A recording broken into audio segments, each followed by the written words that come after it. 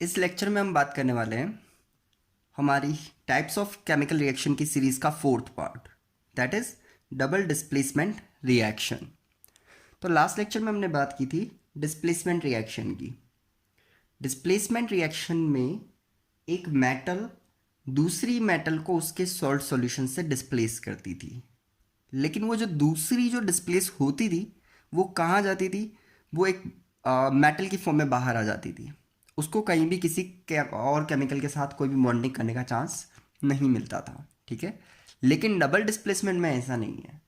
Double displacement में यहाँ पर एक्सचेंज ऑफ मेटल आयंस होगा, यानी पहला वाला सब्सटेंस मेटल आयन अगर दूसरे वाले मेटल आयन की प्लेस पे जाएगा तो दूसरा वाला मेटल आयन पहले वाले की प्लेस पे आ जाएगा। तो यहाँ पर दो बार डिस्प्लेसमेंट होगा। That's why it is known as double displacement reaction. तो आई होप कि आप बहुत इजीली समझ गए होंगे। इसको लैंग्वेज की टर्म में समझने की कोशिश करते हैं। The reaction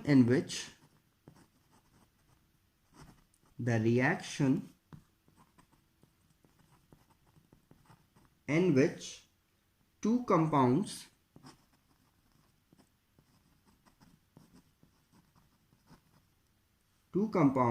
react by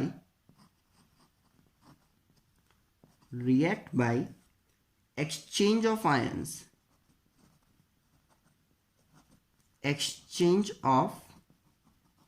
ions, ध्यान देना इस वर्ड पे, exchange of ions to form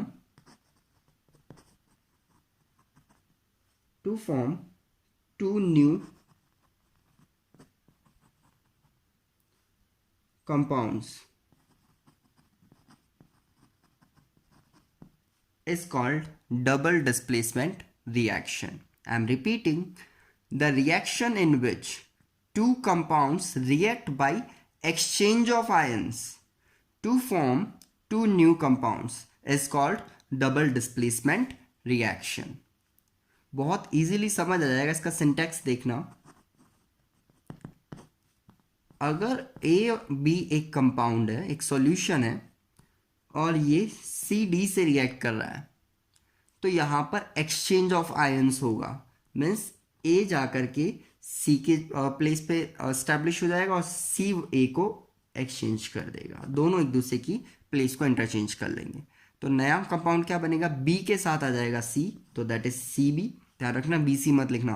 जो पीछे वाला होता है वो एनायन होता है, आगे वाला कैटायन। तो यहाँ पर कैटायन कौन है? सी, तो यहाँ भी कैटायन सी ही रहेगा, that's why C B. And A वहाँ पर जाएगा, that is A D. Okay, तो that is exchange of ions. यहाँ पर म्यूचुअल अंडरस्टैंडिंग से दोनों आयंस एक दूसरे के साथ एक्सचेंज हो गए और इस वजह से दो बार डिस्प्लेसमेंट हुआ। एक बार ए को सी ने किया, एक बार सी को ए ने किया। That's why it is known as double displacement reaction. तो ये बहुत ही इजी रिएक्शन है और आपको इजीली समझ भी आ गई होगी, ठीक है। कुछ एग्जांपल्स देखते हैं इसके, हेल्प करेंगे हमें समझने में। मैंने लिया सिल्वर नाइट्रेट का सॉल्यूशन। ध्यान रखना रिएक्टेंट हमेशा एक्वस सॉल्यूशन होंगे, ठीक है। तो मैंने यहाँ पर किसका सॉल्यूशन लिया? सिल्वर नाइट्रेट का एक्वस सॉल्यूशन लिया और इसकी रिएक्शन करवाई मैंने सोडियम क्लोराइड के एक्वस सॉल्यूशन से। आई एम रिपीटिंग, किससे रिएक्शन करवाई? सोडियम क्लोराइड के एक्वस सॉल्यूशन से। तो सिल्वर किसको डिस्प्लेस कर देगा? सोडियम को, और सोडियम किसके प्लेस पे आ जाएगा? सिल्वर। तो रिएक्शन क्या होगी? रिएक्शन में बनेगा NaNO3 जो सॉल्युबल होगा यानी एक्वस, और साथ में बनेगा AgCl, क्योंकि Cl के साथ कौन आ जाएगा? Ag। लेकिन ये सॉलिड होगा, यानी सॉलिड है तो सेटल डाउन। तो क्या हुआ? ये एक पीपीटी हुई, ये एक वाइट कलर की पीपीटी यहाँ पर हमें दिखाई देगी। ध्यान देना, वैसे डाउन एरो का मतलब मैंने आपको बता रखा है, डाउन एरो मींस पीपीटी। तो क्या ये एक डबल डिस्प्लेसमेंट रिएक्शन हुई? Yes, because the exchange of ions is taking place and it will form two new compounds. That's why it is known as double displacement reaction. Okay, इसको अच्छे से समझने के लिए एक एक्टिविटी करते हैं हम लोग। ध्यान रखना केमिस्ट्री में एक्टिविटीज़ काफ़ी इंपॉर्टेंट होती है। एक या दो एक्टिविटी बोर्ड में हर साल पूछी ही जाती है, ठीक है। तो इसलिए हम हर रिएक्शन में कुछ ना कुछ एक्टिविटी देख रहे हैं। एक्टिविटी को समझना बहुत सिंपल है। हमने दो टेस्ट ट्यूब ली, फर्स्ट टेस्ट ट्यूब में सपोज हम लोगों ने यहाँ पर भरा सोडियम सल्फेट का aqueous solution, sodium sulphate Na2SO4, इसका कौन सा सॉल्यूशन? Aqueous solution. और जो मैंने दूसरी टेस्ट ट्यूब ली है, इस टेस्ट ट्यूब में मैंने फिल किया, ये जो फिल किया ये है barium chloride, BaCl2, barium chloride का एक्वस सॉल्यूशन। अब मैं क्या करूंगा, जो फर्स्ट टेस्ट ट्यूब है, दोनों एक्वस सॉल्यूशन है, दोनों ट्रांसपेरेंट, ऑलमोस्ट ट्रांसपेरेंट सॉल्यूशंस बनाते हैं। ओके, इसमें ध्यान रखना Na2SO4 है। अब हमने क्या किया, हमने इस टेस्ट ट्यूब से BaCl2 इसमें ट्रांसफर किया। ठीक है, तो यहां पर पहले से क्या था, Na2SO4, यहां से क्या ट्रांसफर हुआ, BaCl2। जब हम यहां पर ट्रांसफर करेंगे तो यहाँ पर रिएक्शन होगी और यहाँ पर वाइट कलर के पार्टिकल, सॉलिड पार्टिकल, जबकि दोनों एक्वस सॉल्यूशन थे, लेकिन यहाँ पर सॉलिड पार्टिकल हमें दिखाई देंगे।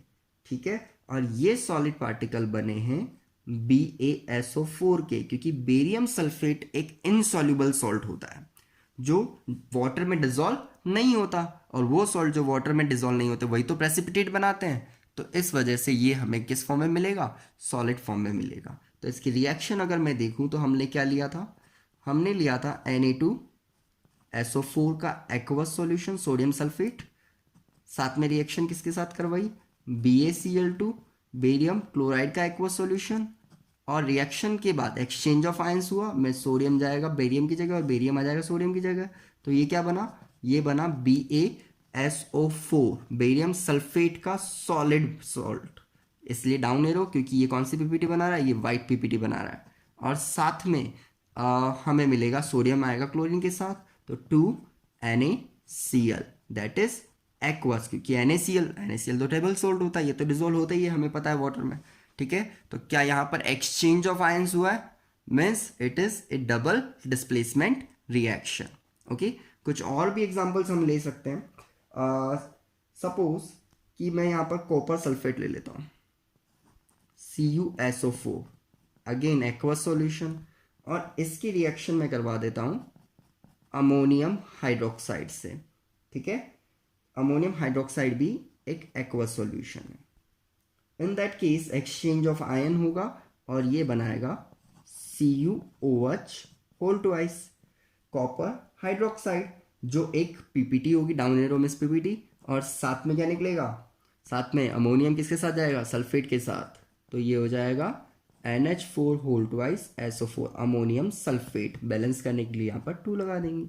ओके, तो ये तो होगा एक्वस फॉर्म में, that is in solid form, और ये दोनों एक्वस थे।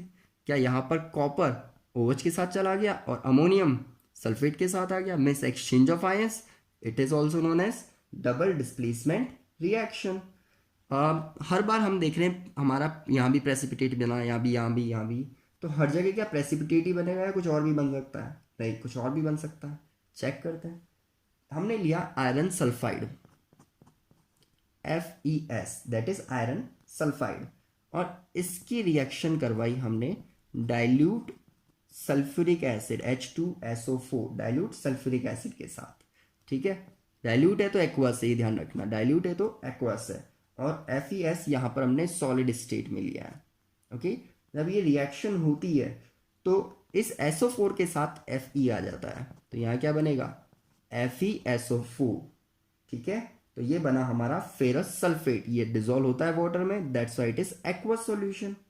ओके, और S के साथ Fe था तो अब H आना चाहिए, तो यहाँ पर साथ में H आ जाता है, तो ये H2S गैस होती है, इसलिए मेरे को इसके लिए क्या लगाना पड़ेगा, अप एरो, तो ये हाइड्रोजन सल्फाइड गैस बना लेती है। ठीक है, रिपीट कर रहा हूं, आयरन सल्फाइड किसके साथ रिएक्ट कर रहा है, सॉलिड फॉर्म में, और रिएक्ट कर रहा है डाइल्यूट H2SO4 के साथ, तो ये बना रहा है फेरस सल्फेट जो एक एक्वस सॉल्यूशन है, और साथ में लिबरेट कर रहा है हाइड्रोजन सल्फाइड गैस। ठीक है, यहां भी एक्सचेंज ऑफ आयंस हुआ, means it is also double displacement reaction. तो काफी इजीली आपको समझ आ गई होगी double displacement reactions. Double displacement reactions में ही हम दो पार्ट और पढ़ सकते हैं. फर्स्ट वन इज जो आपकी पढ़ी हुई भी है, प्रेसिपिटेशन रिएक्शन. अधिकतर डबल डिस्प्लेसमेंट रिएक्शन में आपको प्रेसिपिटेशन देखने को मिलता है. तो होती क्या है प्रेसिपिटेशन रिएक्शन? वो रिएक्शन जिनमें प्रेसिपिटेट फॉर्म होता है. The reaction in which formation of precipitation is taking place is known as precipitation reaction. तो मैं यहां लिख देता हूं, the reactions in which formation of precipitate is taking place is known as precipitation reaction. Okay, अब ये precipitate क्या होता है ये भी हम पहले बात कर चुके हैं. precipitate एक insoluble salt होता है और इनसॉल्युबल होने की वजह से जनरली वो सेटल डाउन हो जाता है. इसलिए ये और ये इनसॉल्युबल सॉल्ट है और ये हमेशा सेटल डाउन होंगे. तो इन सभी रिएक्शंस को हम कौन सी रिएक्शंस बोल सकते हैं? ये सभी डबल डिस्प्लेसमेंट रिएक्शन तो है ही और साथ ही प्रेसिपिटेशन रिएक्शन भी है. तो आपको ध्यान होगा हमने लेड नाइट्रेट और पोटेशियम आयोडाइड की एक एक्टिविटी की थी, वो प्रेसिपिटेशन रिएक्शन के लिए थी. मैं एक्टिविटी फिर से याद दिला देता हूँ आपको. हम लोगों ने लिया था उसमें लेड और nitrate PbNO3 whole twice, that was lead nitrate, और इसकी रिएक्शन हमने करवाई थी पोटेशियम आयोडाइड के साथ. ठीक है, तो इस रिएक्शन में हमें क्या मिला था? हमें PbI2 लेड आयोडाइड की एक PPT मिली थी येलो कलर की. ठीक है, ये आपकी येलो PPT थी और साथ में हमें मिला था पोटेशियम नाइट्रेट का एक्वस सॉल्यूशन. ये एक्वस था, ये भी एक्वस था. रिपीट कर रहा हूँ, लेड नाइट्रेट एक्वस था, पोटेशियम आयोडाइड एक्वस था, लेकिन सॉलिड मिला हमें लेड आयोडाइड और एक्वस मिला हमें पोटेशियम नाइट्रेट. क्या यहाँ पर लेड नाइट्रेट को छोड़ करके आयोडाइड की जगह साथ गया है और पोटेशियम किसके साथ आ गया? पोटेशियम यहाँ पर नाइट्रेट के साथ आ गया. तो वो रिएक्शन जो हमने वहाँ पर पढ़ी थी वो भी प्रेसिपिटेशन भी थी, लेकिन एक्सचेंज ऑफ आयन है तो इसलिए वो डबल डिस्प्लेसमेंट रिएक्शन भी है. ओके, तो ये बहुत इंपॉर्टेंट है कि आपको देख करके आप पहचान पाए कि कौन सी रिएक्शन का टाइप कौन सा है, ये आपको देख के पता चलना चाहिए. ठीक है, इसी के साथ डबल डिस्प्लेसमेंट रिएक्शन का ही एक और पार्ट होता है जो मैं आपको अभी बताने वाला हूँ. ठीक है, इसको ध्यान से समझना. That is neutralization reaction. तो हमने एक्स्ट्रा टाइप्स में स्टार्टिंग में मैंने आपको बताया था. तो that is neutralization reaction. Okay, होती क्या है न्यूट्रलाइजेशन रिएक्शन? ये हमेशा एसिड और बेस के बीच में होती है. तो यहां पर मैं आपको बता रहा हूं, when acid react with base to form salt and water, then the reaction is known as neutralization reaction. Okay, तो सिंपली इसको सिंटैक्स की फॉर्म में समझें कि जब भी कोई एसिड किसी बेस के साथ रिएक्ट करेगा और अगर वो सॉल्ट एंड वाटर बना रहा है तो ऐसी रिएक्शन क्या होती है? Neutralisation reaction. एक्चुअली इसको नाम से ही समझेंगे. न्यूट्रल, न्यूट्रल का मतलब क्या होता है? न्यूट्रल मतलब कोई इफेक्ट नहीं शो करने वाला. तो एसिड का अपना इफेक्ट होता है, बेस का अपना इफेक्ट होता है, लेकिन जब दोनों को मिलाया जाता है तो दोनों एक दूसरे के इफेक्ट को क्या करते हैं? न्यूट्रलाइज कर देते हैं, खत्म कर देते हैं और वाटर प्रोड्यूस करते हैं. और वाटर अपने आप में न्यूट्रल होता है, इसका कोई इफेक्ट नहीं होता. That's why this reaction is known as neutralization reaction. कुछ एग्जांपल्स देखें. कोई भी एसिड ले लो आप, सपोज मैंने लिया HCl और बेस लिया NaOH. ठीक है, हाइड्रोजन क्लोराइड एसिड है और मेरे पास है सोडियम हाइड्रोक्साइड का बेस। तो यहाँ पर एक्सचेंज ऑफ आयन होगा, यानी Cl के साथ Na जाएगा, ध्यान रखना।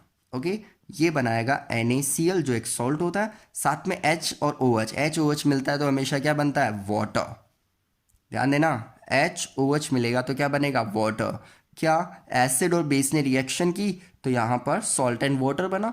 It means it is a kind of neutralization reaction.